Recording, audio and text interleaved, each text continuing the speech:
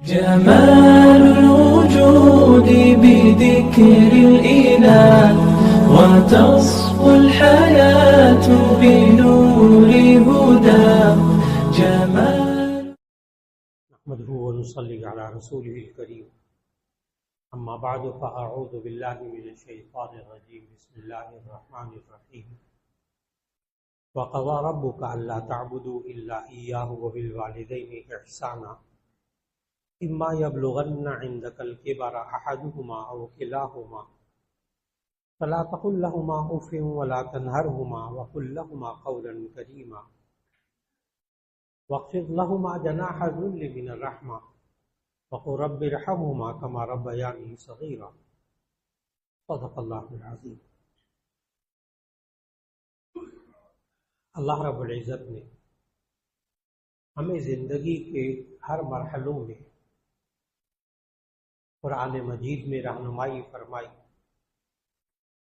اور نبی کریم صلی اللہ علیہ وسلم نے اپنی سیرت طیبہ سے اسوہ حسنہ سے ایک ایک بات پر عمل کر کے دکھایا. اس وقت اس انسان کے کیا مزاج بدلتے ہیں یہ اللہ کو بہت اچھی طرح معلوم ہے. وہ خالق ہے. اس وقت انسان کی کیا ضروریات بدل جاتی ہیں وہ خالق بہت اچھی طرح جانتا ہے.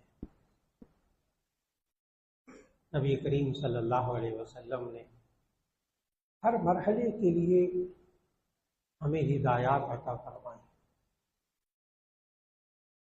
ہم سے کبھی معاشرے میں رہتے ہوئے غلطی ہو جاتی ہے کہ ہم ذہنوں کے اندر کچھ اصول ایک عمر کے حساب سے جو بچے بچیاں ہوتی ہیں ان کے بارے میں ہم ذہن میں کچھ اصول بنا لیتے ہیں, کچھ رویے بنا لیتے ہیں اور وہی اصول پھر ہم بچوں کے جوان ہونے پر بھی وہی رکھتے ہیں, وہی رویے رکھتے ہیں جس سے پیچیدگیاں پیدا ہوتی ہیں.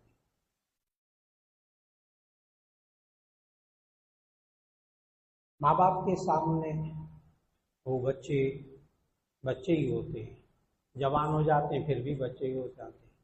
ان کو یہ پتہ ہی نہیں چلتا کہ 6-7 سال 8 سال کی عمر کے رویے بچوں کے ساتھ کچھ اور ہوتے ہیں. جب وہ 15 سال 14 سال اس سے اوپر ہونے لگتے ہیں تو ماں باپ وہی 6-7 سال کے بچوں کے ساتھ جو رویے ہوتے ہیں وہی ان بڑے بچوں کے ساتھ رویے رکھتے ہیں, جس کے نتیجے میں کچھ پیچیدگیوں کا سامنا کرنا پڑتا ہے. چنانچہ ہم گزشتہ کئی جمعوں سے سیرت طیبہ انسان کی زندگی کے ساتھ ساتھ قدم بقدم اس کا مطالعہ کر رہے ہیں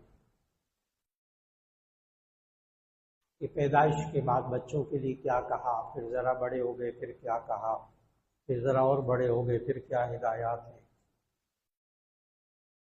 جب جوان بچے ہو جاتے ہیں شادی سے پہلے کی زندگی میں تو اس وقت 14-15 سال کی عمر سے لے کر 20-22 سال کی عمر تک بچوں کی سوچیں بدلتی ہیں, بچیوں کی سوچیں بدلتی ہیں, ان کے رویے بدلتے ہیں, ان کی خواہشات بدلتی ہیں. ماں باپ کے نزدیک وہ بچے ہی ہوتے ہیں. یہ غلطی ہو جاتی ہے ان سے. اللہ خالق ہے. اللہ کو معلوم کہ زندگی کے ساتھ ساتھ عمر کے ساتھ ساتھ رویوں میں تبدیلی ایک فطری بات ہے. ہمیں ان رویوں کو بھی قبول کرنا ہوگا, ان جذبات کو بھی قبول کرنا ہوگا, ان سوچوں کو بھی قبول کرنا ہوگا. حقیقت پسندی سے کام لینا پڑے گا. چنانچہ آج کی نشست میں عرض کرنا مقصود ہے کہ جب بچے اور بچیاں جوان ہو جاتے ہیں ماں باپ اس وقت بڑھاپے میں قدم رکھ چکے ہوتے ہیں. اس وقت ماں باپ کی عادتیں پختہ ہو چکی ہوتی ہیں, ان کی سوچیں پختہ ہو چکی ہوتی ہیں, ان کی زندگی کے تجربات ہوتے ہیں. وہ اپنی اولاد پر وہی تجربات، وہی سوچیں ان پر لاگو کرنا چاہتے ہیں۔ وہ چاہتے ہیں کہ ہم نے جس طرح ٹھوکریں کھائیں بچے ٹھوکریں نہ کھائیں، ہم سے جو غلطیاں ہو گئیں وہ بچے غلطیاں نہ کریں۔ ساری بہت اچھی سوچیں، بہت اچھی سوچیں۔ ہم اپنے تجربات سے ان کو سکھائیں، بہت اچھی سوچیں۔ دوسری طرف جو نوجوان بچے ہیں ان کے رویے مختلف ہیں، ان کی سوچیں مختلف ہیں، وہ جدید دور کے آگے تقاضے سمجھ رہے ہیں، ان کی خواہشات مختلف ہیں، غلط بھی ہو سکتی ہیں، صحیح بھی ہو سکتی ہیں۔ سوال یہ ہے کہ ایسے مرحلے میں جو گھروں کے اندر تعارض اور ایک کلیش پیش آتا ہے، اس کا حل اللہ تعالیٰ نے کیا دیا ہے، یہ آج کی نشست میں عرض کرنا مقصود ہے۔ جب ضرورت پیش آ جائے ان مسائل کو حل کرنے کی تو سورہ بنی اسرائیل 15واں پارہ آیت نمبر 23، 24 اور 25 کی تلاوت کیجیے، ترجمہ پڑھیے۔ بہت آسان اصول اللہ تعالیٰ کے بیان کردہ سامنے آ جائیں گے۔ اس کے علاوہ کوئی چارہ کار نہیں ہے، اس کے علاوہ کوئی چارہ کار بھی نہیں ہے۔ چنانچہ آیت نمبر 23 کی سے تلاوت شروع کی آج کے نشست میں۔ وَقَضَىٰ رَبُّكَ أَلَّا تَعْبُدُوا إِلَّا إِيَّاهُ، آپ کے رب نے فیصلہ کیا ہے کہ آپ صرف اللہ کی عبادت کریں، اللہ کی بات مان کر چلیں۔ سب سے پہلے ماں باپ کو اس نقطے پر آنا پڑے گا جہاں سے اللہ نے اس آیت کو شروع کیا۔ اگر ماں باپ بھی اپنی مرضی، اپنی خواہشات، اپنی آرزوئیں ان کو سامنے رکھیں گے اور اللہ اور اس کے رسول صلی اللہ علیہ وسلم کی رضا کو سامنے نہیں رکھیں گے تو ایسی صورت میں بنیاد ہی خراب ہو گئی، بنیاد ہی خراب ہو گئی۔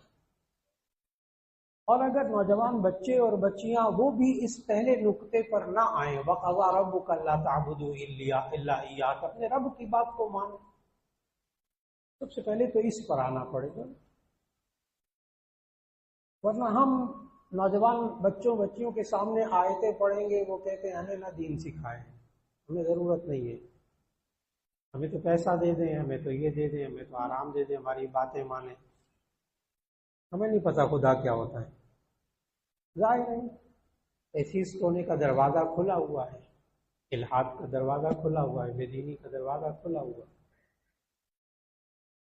سب سے پہلے تو یہ سوچ بنانے کی ضرورت کہ وَقَضَىٰ رَبُّكَ أَلَّا تَعْبُدُوا إِلَّا إِيَّاهُ، یہاں سے چلنا پڑے گا۔ اگر ہم اپنے نوجوان نسل کو اللہ سے آشنا نہیں کرا سکے، اللہ کا تعارف نہیں کرا سکے تو بہت بڑی غلطی ہے۔ اور اللہ کا تعارف، اللہ سے تعلق دو چیزوں کے ساتھ، بہت آسان دو چیزیں اللہ نے قرآن مجید میں بتائی۔ 21واں پارہ پہلی آیت، اس میں اللہ تعالیٰ نے تعلق مع اللہ کی دو صورتیں بتائی۔ اتل ما اوحی الیک من الکتاب واقم الصلاۃ، جو قرآن مجید آپ کی طرف نازل کیا گیا ہے اس کی تلاوت کیجیے۔ نمبر 2، نماز قائم کیجیے۔ بچے بھی تلاوت کریں، قرآن مجید پڑھیں اور نماز قائم کریں۔ ایک ہے تلاوت کلام پاک کی تلاوت کرنا، نبی کریم صلی اللہ علیہ وسلم کے یہ درست کہ صرف تلاوت کرنے کا اجر و ثواب، تلاوت کرنے کے اثرات انسان کی زندگی میں ظاہر ہوتے ہیں، بغیر سمجھے بھی تلاوت کریں پھر بھی اس کے اثرات ہوتے ہیں، احادیث سے ثابت، اس میں کوئی شک نہیں۔ لیکن نبی کریم صلی اللہ علیہ وسلم صحابہ کے سامنے تلاوت فرماتے تھے، صرف تلاوت، ان کو ہدایت نصیب ہو جاتی تھی۔ ہم اپنے معاشرے میں تلاوت کرتے ہیں تو ہدایت کیوں نہیں آتی؟ ایک بہت آسان سی بات ہے اور اس کا آسان سا جواب ہے۔ صحابہ کرام رضوان اللہ علیہ مجمعین کو عربی آتی تھی، عربی ان کی زبان تھی۔ قرآن مجید نبی صلی اللہ علیہ وسلم تلاوت کرتے تھے، صحابہ کو سمجھ میں آ جاتا تھا قرآن میں کیا ہے، تو ان کو ہدایت مل جاتی تھی۔ چند ایک باتیں ہوتی تھی سمجھانے والی، چند ایک باتیں ہوتی قرآن مجید میں تشریحات والی۔ جب ہم یوں پڑھتے ہیں نا وَلَقَدْ يَسَّرْنَا الْقُرْآنَ لِلذِّكْرِ فَهَلْ مِن مُدَّكِرٍ، سورہ قمر میں اللہ تعالیٰ نے 4 مرتبہ ایک آیت دہرائی ہے سورۃ القمر میں، وَلَقَدْ يَسَّرْنَا الْقُرْآنَ لِلذِّكْرِ فَهَلْ مِن مُدَّكِرٍ، البتہ ہم نے قرآن کو آسان کر دیا ہے، کیا ہے کوئی سمجھنے والا، کیا ہے کوئی نصیحت پکڑنے والا۔ تو صحابہ اکرام رضوان اللہ علیہ مجمعین کے سامنے صرف تلاوت ہوتی تھی نا تو ان کو ہدایت ملتی تھی، اس لیے کہ ان کو پتا تھا کہ یہ کیا مطلب کیا ہے اس کا۔ ہم سے یہ کوتاہی ہو گئی کہ قرآن مجید کو سمجھنا، اس کی طرف سے بہت دوری ہو گئی۔ میں نے پھر عرض کیا، صرف تلاوت قرآن مجید، اس کی برکات، اس کا ثواب، ایک ایک حرف پڑھنے پر 10 نیکیاں، بالکل بے شک۔ لیکن اس سوال کا جواب کہ صحابہ کے سامنے قرآن پڑھا جاتا تھا تو ان کو ہدایت آتی تھی، یہاں کیوں نہیں ہوتا، اس کا جواب سمجھ میں ہی نہیں آتا۔ اس میں ہے کیا؟ معلوم ہوا قرآن مجید کو سمجھ کر پڑھنا، اس سے اگلا مرحلہ عمل کرنے کا۔ ہم اگر گھر کے اندر 2 چیزوں کا ماحول بنا لیں نا، ایک قرآن حکیم کی تلاوت پابندی سے روزانہ، نمبر 2 نماز کی پابندی، تو پھر اس گھر کا ماحول، اس کا تعلق، ان بچے بچیاں گھر والوں کا تعلق اللہ تعالیٰ کے ساتھ بن جائے گا۔ پھر وہ یہ نہیں کہیں گے اللہ کون ہے، اللہ کیا ہے، اللہ کیا ہوتا ہے۔ 2 کام پابندی سے، ایک تلاوت اور ایک نماز۔ یہ تو اس آیت کا پہلا حصہ ہوا، وَقَضَىٰ رَبُّكَ أَلَّا تَعْبُدُوا إِلَّا إِيَّاهُ۔ آپ کے رب نے فیصلہ کیا ہے کہ آپ صرف اللہ کی عبادت کریں، صرف اس کی بات کو مان کر چلیں۔ نمبر 2 وَبِالْوَالِدَيْنِ إِحْسَانًا، آیت کا اگلا حصہ، وَبِالْوَالِدَيْنِ إِحْسَانًا، والدین کے ساتھ اچھا سلوک کریں، اچھا رویہ۔ اس پر تو کوئی پیسہ خرچ نہیں ہوتا، اس پر تو اخراجات نہیں ہوتے، اس کا تعلق تو مہنگائی کے ساتھ نہیں ہے۔ وَبِالْوَالِدَيْنِ إِحْسَانًا، والدین کے ساتھ اچھا سلوک کریں، اچھا رویہ۔ یہ اہم ترین اللہ نے نصیحت کی۔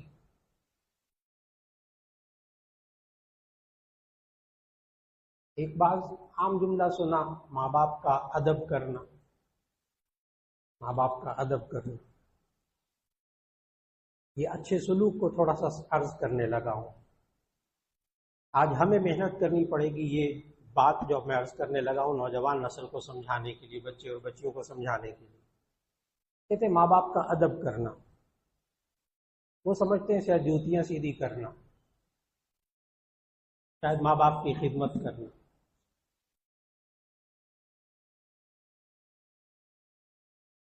بہت ماہر علماء نے ادب کا معنی پتہ کیا لکھا؟ ماں باپ کا ادب کرنا کہ ادب کا مطلب ہے راحت رسانی۔ بات مکمل ہو گئی، اب میں اس کو ذرا واضح کرنے لگا ہوں۔ ادب کس کو کہتے ہیں؟ راحت رسانی، اگلے کو آرام پہنچانا۔ بات مکمل ہو گئی۔ کس بات سے ماں باپ کو تکلیف پہنچتی ہے، کس بات سے ماں باپ کو راحت پہنچتی ہے، ادب مکمل ہوا۔ ایک طرف جوتیاں سیدھی کر رہا ہے اور دوسری طرف ماں باپ کو دکھ پہنچا رہا ہے، یہ ادب نہیں ہے۔ ادب کیا چیز؟ جیسے ہوتا ہے نا بعض جگہوں میں بزرگ آ جاتے ہیں تو بزرگوں کا ادب پتہ کیا ہے ذہنوں میں؟ ان سے مصافحہ کرو، چاہے وہ دب جائیں پس جائیں، رش ہجوم، مصافحہ بہت ضروری ہے۔ تو یہ ادب تو نہیں ہے نا، ادب تو یہ راحت رسانی، آرام پہنچانا اگلے کو۔ ماں باپ کو کس چیز سے آرام ملتا ہے، یہ ہے ادب، سکھانا پڑے گا۔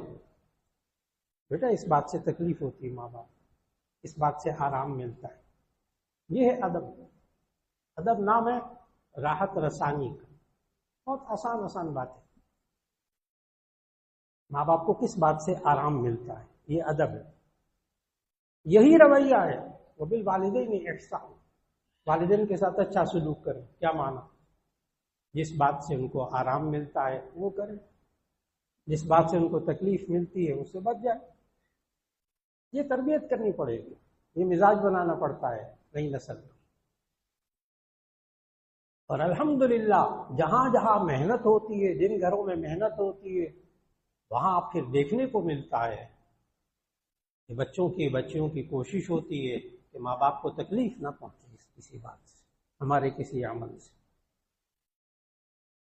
اور یہ ادب سکھانا پڑے گا۔ اور نبی صلی اللہ علیہ وسلم نے ماں باپ اپنے اولاد کو تحفہ دینا چاہتے ہیں نا، گفٹ دینا چاہتے ہیں، حدیث سنانے لگا ہوں۔ نبی صلی اللہ علیہ وسلم نے فرمایا ما نحل والد لولد من ادب حسن، ما نحل والد لولد من ادب حسن، کسی باپ نے اپنے بیٹے کو اچھے ادب سے بڑا تحفہ نہیں دیا ہوگا۔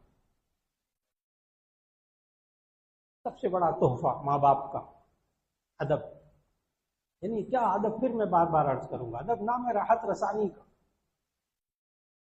کہیں ہمارے ذہن میں وہ ادب لٹریچر والا ادب نہ آ جائے، وہ اور چیز ہے۔ لٹریچر والا ادب اور چیز ہے، یہ اور چیز ہے، یہ اور معنی ہے۔ ان کو کوئی لٹریچر سکھانا ہے، لٹریری قسم کا بندہ بنانا ہے، اس کو ادیب بنا، وہ اور چیز ہوتی ہے، یہ اور معنی ہے۔ اور جب یہ رویے کیسے درست کیے جائیں، اب سوال یہ ہے ان کو کیسے تربیت دی جائے رویے بدلنے کی؟ آگے اللہ تعالیٰ نے خود بتایا، اور توجہ رکھیے گا اس بات پر، جو خالق بات بتائے نا اس سے بہتر کوئی نہیں بتا سکتا، اسے بہتر کوئی نہیں بتا سکتا۔ میں نے بتایا نا، شروع میں ذکر کیا، خالق سے زیادہ انسانوں کے مزاج کو سمجھنے والا کوئی نہیں، عمر کے حساب سے، بچپن میں اور جوانی میں اور بڑھاپے میں اور۔ اب ایک طرف جوان بچے اور ایک طرف بوڑھے ماں باپ۔ اب اللہ تعالیٰ نے آگے ہمیں 5 اصول سکھائے، 5 اصول سکھائے، اور ان 5 اصولوں کے بغیر معاشرے میں درستگی نہیں ہو سکتی۔ جو دکھتا ہوا سوال شروع میں عرض کیا، جب جوان بچے اور بزرگ ماں باپ کے درمیان کلیش کی صورت پیش آتی ہے، خالق کے بتائے ہوئے 5 اصول، اور اس کی تربیت بہت پہلے کرنی پڑے گی، ان 5 اصولوں کی، جوان ہونے کے بعد نہیں، دیر ہو چکی ہوتی ہے، بہت دیر ہو چکی ہوتی ہے۔ وَبِالْعِمَّةِ وَقَضَىٰ رَبُّكَ أَلَّا تَعْبُدُوا إِلَّا إِيَّاهُ، اللہ کی عبادت کرے، بس اللہ کی بات مان کر چلے۔ اگلا وَبِالْوَالِدَيْنِ احسانا، والدین کے ساتھ اچھا سلوک کرے۔ اس کے بعد آگے 5 اصول، اما یبلغن عندک الکبر احدہما او کلاہما فلا تقل لہما اف۔ نمبر 1، جب دونوں بڑھاپے کو پہنچ جائیں یا ایک بوڑھا ہو جائے، یہ آیت کے الفاظ بتا رہے ہیں کہ یہ جوان اولاد کے لیے۔ اما یبلغن عندک الکبر احدہما او کلاہما فلا تقل لہما اف، جب یہ دونوں بوڑھے ہو جائیں یا ایک بوڑھا ہو جائے، فلا تقل لہما اف، تو ان کو اف نہیں کہنا۔ اف عربی زبان میں کہتے ہیں ہلکی سی تکلیف دینے والی بات، اور اس کے لیے رویہ بہت پہلے سے محنت کرنی پڑے گی کہ ہم اپنی نوجوان نسل کی محنت کے اوپر تربیت اتنی محنت کر لیں کہ وہ سمجھے کہ ماں باپ کو میری اس بات سے تکلیف ہوتی ہے اور اس سے بچے۔ لا تقل لہما اف،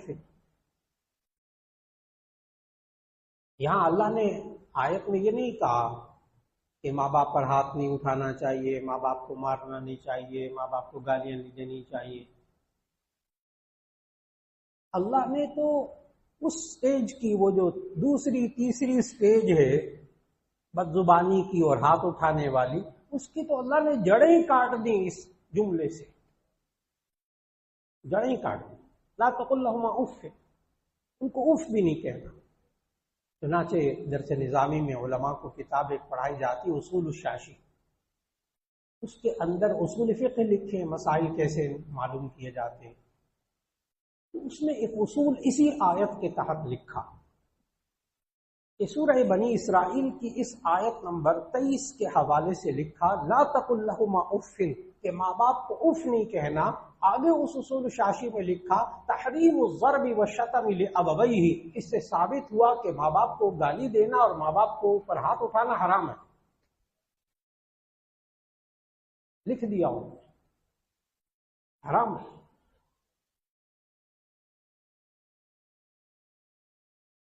بہت اچھی طرح یاد رکھنے والا یہ جملہ ہے، الشر یبدأ من اصغرہ. معاشرے میں ماں باپ کبھی کبھی اس جملے کو ذہن میں نہیں رکھ پاتے، کبھی کبھی ذہن میں نہیں رکھ پاتے. الشر یبدأ من اصغرہ، برائی چھوٹی سی چیز سے بڑی برائی بنتی ہے. بڑا شر یہ پیدا ہوتا ہے چھوٹے سے شر سے. جب ہم اپنی زندگی میں چھوٹے چھوٹے شر اپنے ذہنوں سے اوجھل کر دیتے ہیں اور ان کی طرف توجہ نہیں کرتے، وہاں لاپرواہی کرتے ہیں، وہاں سے بڑا شر وجود میں آتا ہے. یہ غلطی ہے. الشر یبدأ من اصغرہ، برائی ہمیشہ شر، بڑا شر یہ چھوٹے سے شر سے پیدا ہوتا ہے. بڑی آگ ایک انگارے سے لگتی ہے، بڑا الاؤ ایک ماچس کی تیلی سے لگتا ہے. ہم اس ماچس کی تیلی کو نہیں سمجھے، ہم بڑے شر سے گھبراتے ہیں. نہیں، اس چھوٹے شر کو ختم کرنا ہے. لا تقل لهما اف، ان کو اف بھی نہیں کہنا. تکلیف کی ہلکی سی بات بھی نہیں کہنی، یہ مزاج بنانا پڑتا ہے. نمبر 2 ولا تنہرہما، ان کو جھڑکنا نہیں. یہ لفظ بھی بتا رہا ہے کہ یہ نوجوان بچوں کے لیے، چھوٹے بچوں کے لیے نہیں. اگر چھوٹے بچے ماں باپ کو جھڑکیں تو ان کے 1-2 لگا دیں تو برابر ہو جاتا ہے حساب. یہ جو 1-2 لگانے والی بات ہے نا، یہ بھی 5 6 7 سال کی عمر تک بچے کے اندر شعور اتنا پختہ نہیں ہوتا، اتنی خودی اس کے اندر نہیں پیدا ہوتی، اتنا شعور نہیں بنا ہوتا. اسکول میں بھی وہ ماسٹر صاحب لگاتے 5ویں 6ٹھی کے بچوں کو، مارتے، وہ جا کے گرتا ہے، تھوڑی دیر بعد پھر دانت نکالتا ہوا ہنستا ہے. لیکن نوجوان بچے پر ہاتھ اٹھایا جائے تو ایسی صورت میں ذرا سا بھی ایک دفعہ وہ اپنے آپ کی انسلٹ محسوس کرتا ہے، بے عزتی محسوس کرتا ہے، پھر نفرت کرنے لگتا ہے. اس وقت اس کے جذبات بدل چکے ہوتے ہیں. ہمیں سمجھنا ہوگا اس چیز کو. ہم سمجھتے ہیں یہ بچے جوان ہونے کے بعد بھی وہی 5 6 7 سال والے رویے جوان بچوں کے ساتھ اختیار کر بیٹھتے ہیں معاشرے کے. یہ غلطی ہوتی ہے ہماری، جس کے نتیجے میں یہ دوسری چیز پیدا ہوتی ہے، جھڑکنا. یقین جانیں اس نوجوان نسل کا پتہ کیا ذہن بنا ہوا ہے. نوجوان نسل اللہ ماشاء اللہ، ورنہ نوجوان نسل کا یہ ذہن بنا ہوا ہے اس بوڑھے کو جھڑکیں گے تو یہ چپ ہو کر بیٹھے گا ورنہ تنگ کرتا رہے گا. محسوس نہیں کرنا، یہ تلخ حقیقت. اس بوڑھے کو جھڑکیں گے تو یہ چپ ہو کے بیٹھے گا. یہ کیوں مزاج بنا؟ اس لیے کہ وہ جو ہمیں رویے رکھنے چاہیے تھے، نبی کریم صلی اللہ علیہ وسلم نے دونوں طرف بات سکھائی ہے، ون وے ٹریفک نہیں سکھائی.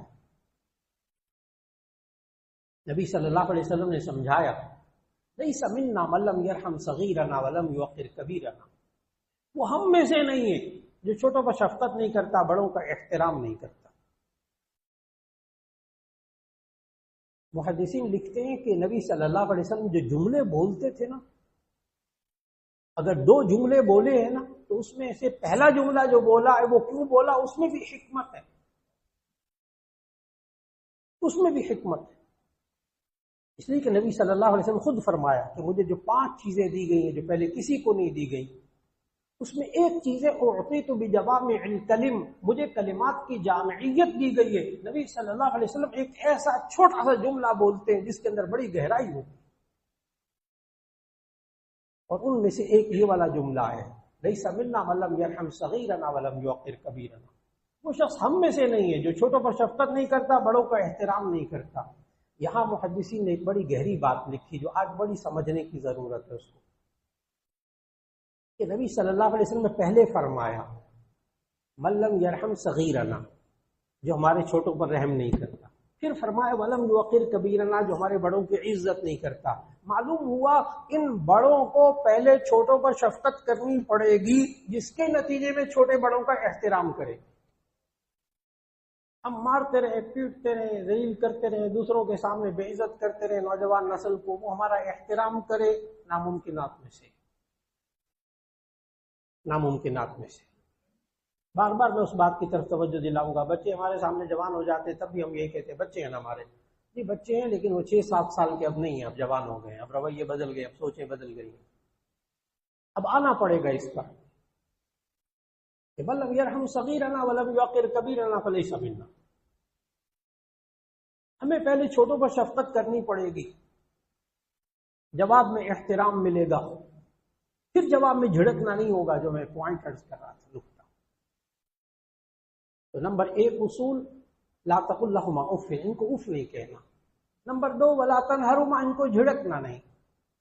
نمبر 3 وقل لهما قولا کریما، جب یہ ماں باپ بوڑھے ہو جائیں، دونوں بوڑھے ہو جائیں، ایک بوڑھا ہو جائے، قل لهما قولا کریما، ان سے نرم لہجے میں بات کرنا، کریم شرافت سے بات کرنا، سخت بات مت کرنا، منوانی ہے نا بات، بار بار کہہ لیں، درخواست کہہ لیں، گھوٹ دیکھ کر بات کر لیں، ضروری نہیں کہ سخت جملے کہے جائیں تو تبھی مانا جائے۔ نہ ماں باپ عادت بنائیں کہ نوجوان نسل آگے سے سخت بولے گی تو ہم مانیں گے، جب نرم نرم بولے گی تو خیر، یہ غلطی ہوتی ہے، یہ غلطی ہے۔ اس کو دلائل سے سمجھایا جائے، غلط ہے تو سمجھایا جائے دلائل سے۔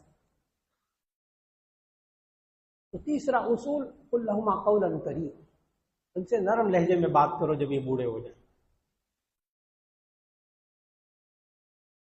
نمبر 4 وَاخْفِضْ لَهُمَا جَنَاحَ الذُّلِّ مِنَ الرَّحْمَةِ، ان کے سامنے اپنے بازوؤں کو عاجزی سے جھکائے رکھنا، اکڑنا نہیں، تکبر نہیں کرنا۔ آج نوجوان نسل پھر سمجھتی ہے کہ ہم جب تک ماں باپ کے سامنے ایک جملہ بولوں گا جو نوجوان بولتے ہیں،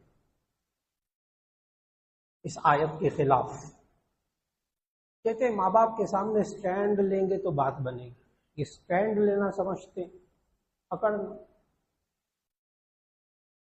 اللہ کہہ رہا ہے وَاخْفِضْ لَهُمَا جَنَاحَ الذُّلِّ مِنَ الرَّحْمَةِ، ان کے سامنے بازوؤں کو عاجزی سے جھکائے رکھنا۔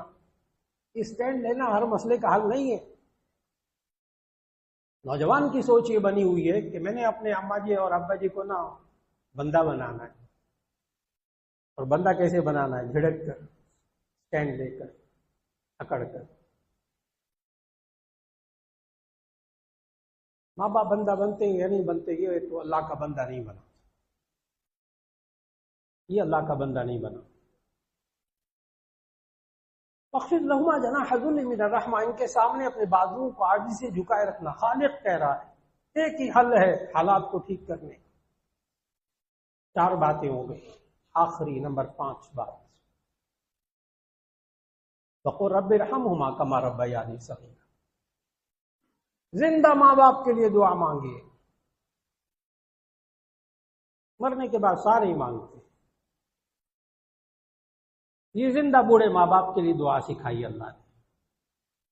رب ارحمہما کما ربیانی صغیرا، اے اللہ ان دونوں پہ رحم فرما جیسے انہوں نے میں بچپن میں پالا، جب ہماری قابل رحم حالت تھی، اے اللہ ان ماں باپ نے جو بوڑھے ہو گئے بڑی رحم کھایا ہم پر، اے اللہ اب ان کی حالت قابل رحم ہے، مختلف بیماریاں لگ گئی، اعضاء مزمحل ہو گئے، مزاج چڑچڑا ہو گیا ہے، ضدی ہو گئے ہیں ماں باپ، یہ اپنی جہاں سوئی اٹک جاتی وہاں سے ہلتے نہیں ہیں بوڑھے ماں باپ، یا اللہ ان پر رحم فرما۔ رب ارحمہما کما ربیانی صغیرا، اے اللہ ان دونوں پر رحم فرما جیسے ہمیں بچپن میں پالا۔ زندہ ماں باپ کے لیے نوجوان نسل کو دعا سکھائی۔